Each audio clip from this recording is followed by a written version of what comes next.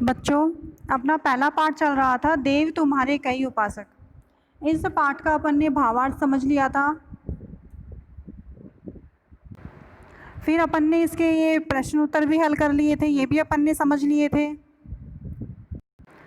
अब आज अपन समझेंगे भाषा व्यवहार, मतलब व्याकरण से संबंधित प्रश्न उत्तर, व्याकरण बोध, जिनसे हमें व्याकरण का ज्ञान मिलता है।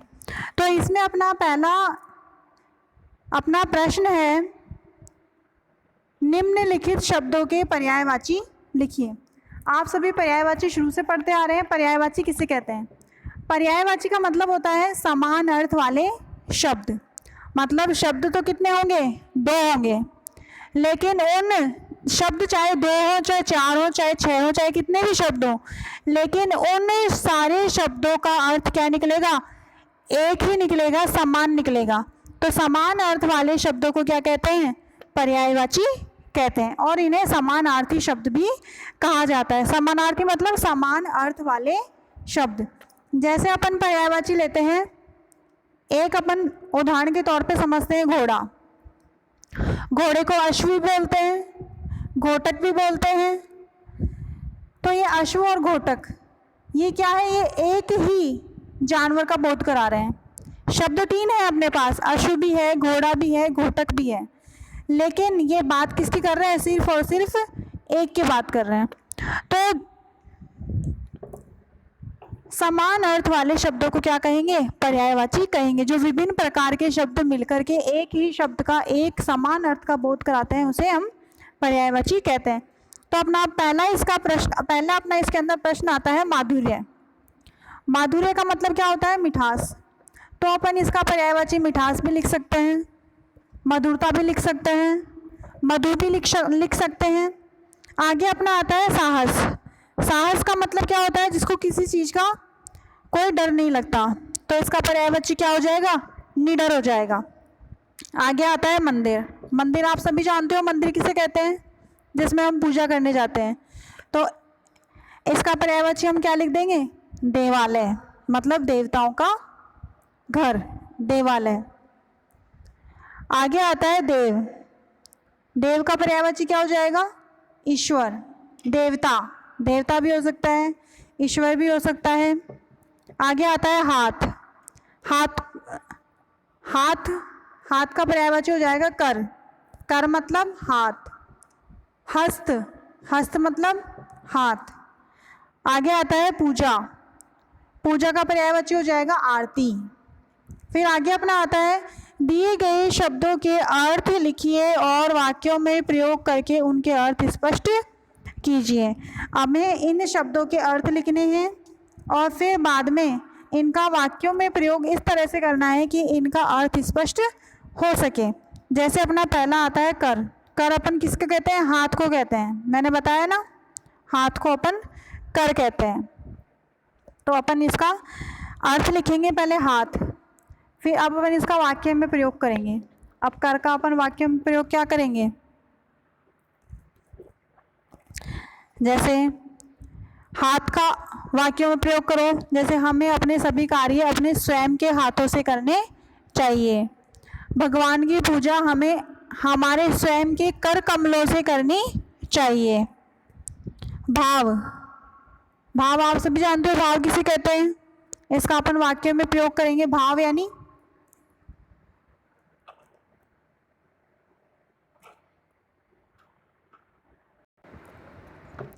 भाव कहेंगे किसी चिन्ह को जो हमें हमारे मन की दशा बताएगा। तो इसका अपन वाक्य में प्रयोग करेंगे। क्या करेंगे? हमें पूजा हमारे निर्मल भाव से करनी चाहिए। पास का मतलब निकट। ईश्वर सभी के पास विद्यमान है। हार आप सभी जानते हो, इसका वाक्य में प्रयोग कर सकते हैं। बस का भी वाक्य में प्रयोग करेंगे। ये बस का है, इसका अपन को वाहनों वाले बस का नहीं लेकर के किसका लेना है? निषेधात्मक बस का लेना है। जैसे कि रोको मत, जैसे शोर मत करो, इस तरह का बस का प्रयोग करना है। बस को बोलते हैं मत, यानी कि बस करो, बहुत हो गया। श्रृंगार श्रृंगार आप सभी जानते हो, साज श्रृंगार, सजावट वगैरह, इसका वाक्य में प्रयोग करेंगे। आगे आता है, निम्नलिखित पंक्तियों को पूरा कीजिए। ये पंक्तियां आपको पीछे कविता में से देख करके पूरी करनी है। दिए गए शब्दों से भाववाचक संज्ञा बनाइए। संज्ञा आप सभी जानते हो, संज्ञा किसे कहते हैं? संज्ञा के 3 भेद होते हैं, ये भी आप जानते हो। भाववाचक संज्ञा जो हमें हमारे मन के भावों को दर्शाती है। ये भाववाचक संज्ञा विशेषण से ही बनती है, क्रिया से ही बनती है। यह भाववाचक संज्ञा जातिवाचक शब्दों से ही बनेगी, सर्वनामवाची शब्दों से ही बनेगी, विशेषण से, क्रिया से, अव्यय से। ये संज्ञा आप शुरू से पढ़ते आ रहे हैं। तो अपन को इनको निम्न शब्दों को भाववाचक संज्ञा में परिवर्तित करना है। एक दो मैं आपको उदाहरण के तौर पे समझा देती हूँ। जैसे देव, देव का अपन भाववाचक संज्ञा बनाएंगे, क्या बन जाएगा? देवत्व। देव क्या है?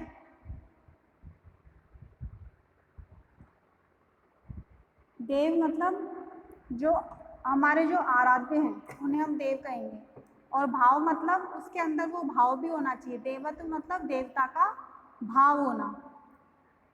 आगे आता है प्रभु। प्रभु की भाववाचक संज्ञा भी इस तरह से बनेगी, प्रभुत्व। फिर आता है निज। निज की भाववाचक संज्ञा भी इसी तरह से बनेगी। गरीब की भी इसी तरह से बनेगी। इस तरह से हम इन सभी की भाववाचक संज्ञा बनाएंगे और आपको इन सभी के भाववाचक संज्ञा बना करके संज्ञा का अभ्यास करना है। फिर आगे अपना आता है अपठित पद्यांश। पद्यांश या गद्यांश को हल करने के लिए हमें सबसे पहले पद्यांश और गद्यांश को पढ़ना बहुत ज़रूरी होता है। कई बच्चे क्या करते हैं, पद्यांश और गद्यांश पहले नहीं पढ़ेंगे, पहले उसके प्रश्न उत्तर देखेंगे और फिर प्रश्न उत्तर देख करके फिर उनके आंसर ढूंढेंगे। ऐसे वो नहीं समझ में आता। तो हमें सबसे ये तरीका गलत है। इसका सही तरीका यही है, सबसे पहले आपको पद्यांश दिया हुआ है, उस पद्यांश या गद्यांश को ध्यान से पढ़िए। एक बार में नहीं समझ में आता है, 2 बार पढ़िए, 3 बार पढ़िए। उसके बाद में आप उन प्रश्नों को देखिए। अगर आप प्रश्नों को पहले देख लेते हैं तो आपको कुछ के आंसर तो मिल जाएंगे, लेकिन जो गद्यांश और पद्यांश में से जो गूढ़ प्रश्न पूछे जाते हैं उनके आंसर आपको नहीं मिलेंगे। तो आप क्या करोगे, बहुत ज़्यादा कंफ्यूज होते जाओगे। अब अपन इस पद्यांश को पहले पढ़ते हैं। हे भारतीय युवक, ज्ञानी विज्ञानी, मानवता के प्रेमी, संकीर्णता तुच्छ लक्ष्य की लालसा पाप है।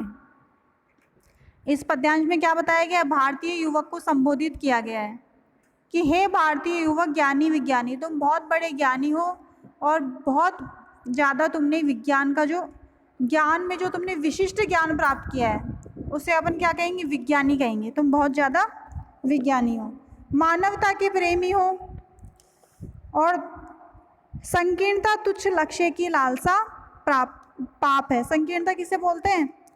जो छोटी सोच होती है, संकीर्ण बुद्धि। संकीर्ण बुद्धि के द्वारा तुच्छ लक्ष्य की लालसा क्या है? पाप है।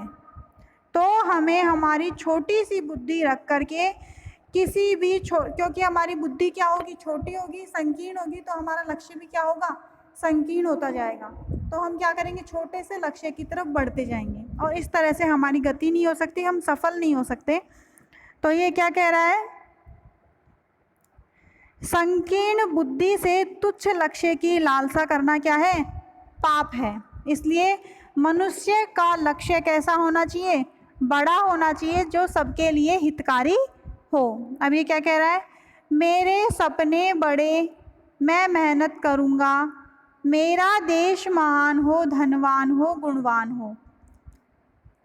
अब भारतीय युवक क्या कह रहा है कि मेरे सपने बहुत बड़े हैं। पहले तो पद्यांश के माध्यम से भारतीय युवक को इसने क्या किया? जागृत कर दिया कि तुच्छ लक्ष्य की प्राप्ति के लिए कोई सपना मत देखो, तुम्हारे सपने कैसे होने चाहिए? बड़े होने चाहिए। तो ये क्या कह रहा है? मेरे सपने बड़े हैं, मैं मेहनत करूँगा। अब हमारे अगर सपने अगर बड़े होंगे तो उनके लिए क्या होगी? मेहनत भी लगेगी। केवल बैठे बैठे तो हमारे सपने पूरे नहीं हो सकते हैं। तो सपनों को पूरा करने के लिए सबसे पहले क्या ज़रूरी है? मेहनत ज़रूरी है। मेरा देश महान हो, धनवान हो, गुणवान हो। अगर एक इंसान मेहनत करता है तो उसका असर पूरे देश पर होता है। वो कैसे? क्योंकि एक इंसान से परिवार बनेगा, परिवार से समाज बनेगा, समाज से क्या होगा? हमारे देश का निर्माण होता जाएगा। तो मेरे सपने बड़े हैं, मैं अकेला मेहनत करूँगा, जिससे क्या होगा? मेरा देश महान हो जाएगा और धनवान भी होगा और क्या होगा? गुणवान भी होगा। मेरे कारण मेरे देश को महान, धनवान और गुणवान बताया जाएगा। अब आगे आता है इसका,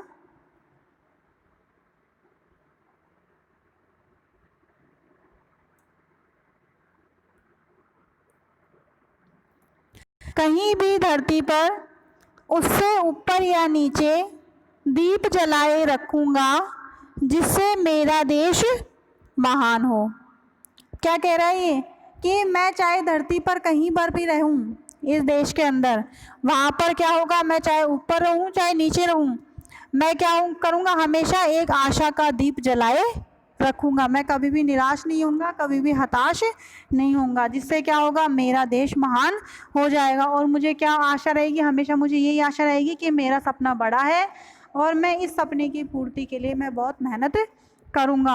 और मैं चाहे धरती पर कहीं पर भी रहूँ, मैं ये आशा का दीपक मेरे मन में हमेशा जलाए रखूँगा।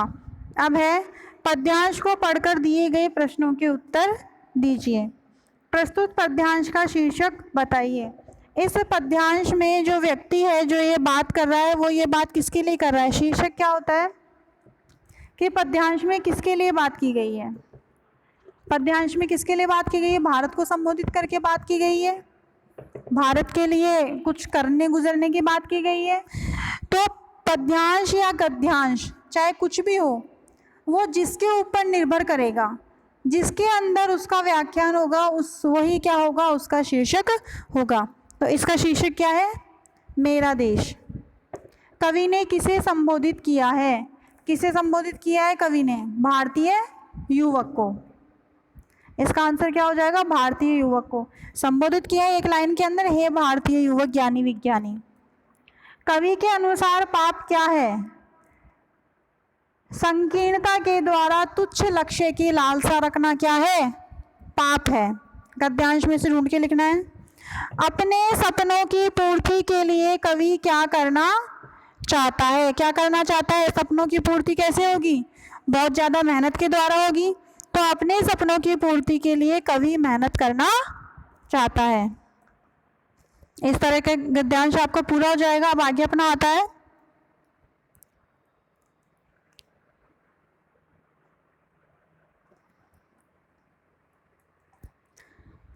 कल्पना की उड़ान।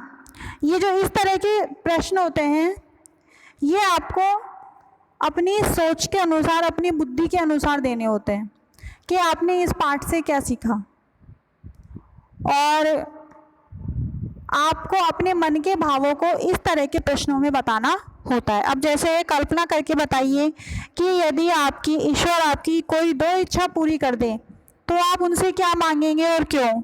अब मान लीजिए मैं अगर इस प्रश्न का उत्तर आपको करवा देती हूँ, तो ये प्रश्न किसके ऊपर डिपेंड करता हुआ हो जाएगा? मेरे ऊपर डिपेंड करता हुआ हो जाएगा कि अगर ईश्वर मुझे मेरी कोई 2 इच्छा पूर्ति कर दे तो मैं उनसे और क्या मांगूंगी और क्यों मांगूंगी। तो इसका उत्तर मैं आपको नहीं करवा सकती। इसका उत्तर प्रत्येक जो विद्यार्थी है वो अपने आप करेगा, क्योंकि सबकी अपनी अपनी अलग अलग इच्छा होती है।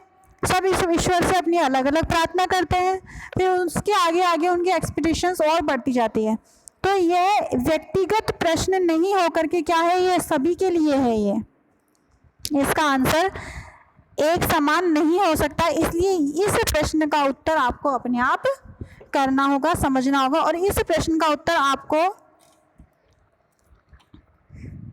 कॉपी के अंदर स्वयं की बुद्धि से सोच समझ करके करना है। अब आगे अपना आता है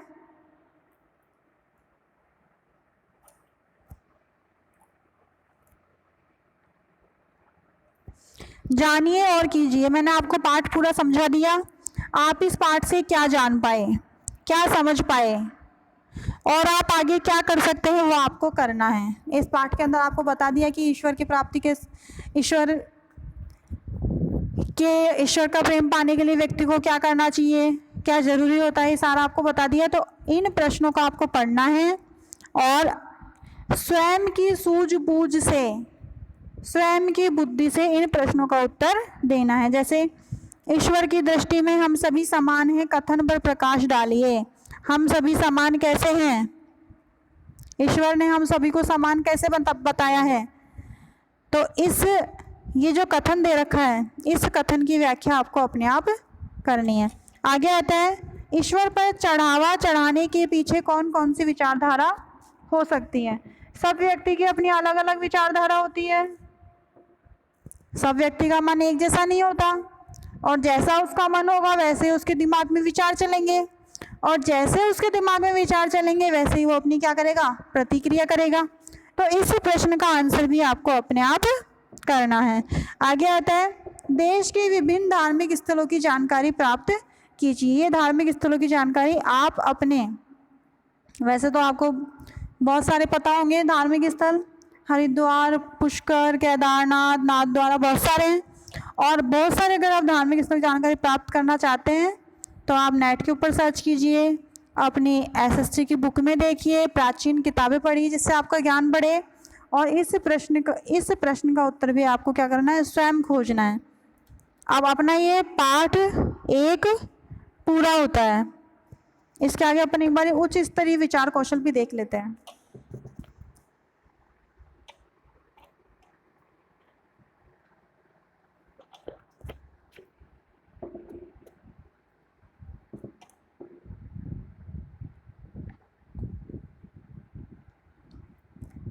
ये विचार कौशल क्या कहता है? हमारे देश में विभिन्न धर्मों के लोग मिलजुल करके रहते हैं। ये आप सभी जानते हैं कि भारत क्या है? धर्मनिरपेक्ष है। यहाँ पर सभी धर्मों के लोग रहते हैं, सभी धर्मों को एक समान अधिकार प्राप्त है। तो यहाँ पर सभी धर्मों के लोग मिलजुल करके रहते हैं। सभी अपने अपने धर्मानुसार उसी सर्वव्यापी तथा सर्वशक्तिमान की पूजा अर्चना करते हैं। हिंदू, मुस्लिम, सिख, ईसाई, सबका अपना अपना अलग अलग धर्म है, और वो अपने अपने अलग अलग धर्म के अनुसार अपने अलग अलग भगवान को मानते हैं, और फिर उसी मान्यता के अनुसार वो उनकी पूजा भी अपने अलग अलग तरीके से, अलग अलग ढंग से करते हैं, जिसे वे ईश्वर, अल्लाह, गॉड या गुरु नानक देव कहते हैं। ये मैंने आपको पहले बता ही दिया है, हिंदू, मुस्लिम, सिख, ईसाई के अनुसार। परंतु सभी धर्मों में समस्त मानव जाति को एक समान ही माना गया है।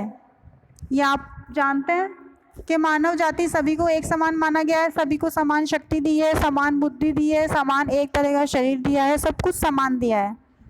इस कथन को ध्यान में रखते हुए इसकी संक्षिप्त विवेचना कीजिए। मतलब विवेचना मतलब इसको आपको इन 2-3 लाइन्स को पढ़ करके आपके मन में क्या भाव जाग रहे हैं, तो आपको अपने विचारों को लिखना है एक पैराग्राफ के अंदर। पैराग्राफ 5 या 6 लाइन का बहुत होता है, तो आपको ये लिखना होगा इसके अंदर।